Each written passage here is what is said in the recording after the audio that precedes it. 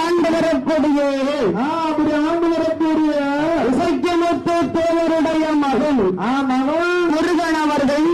முருகன் அவர்கள் எம் விக்னேஷ் அவர்கள் விக்னேஷ் அவர்கள் வான்மாமலை அவர்கள் மான்மாமலை அவர்கள் குமார் அவர்கள் சுரேஷ் அவர்கள்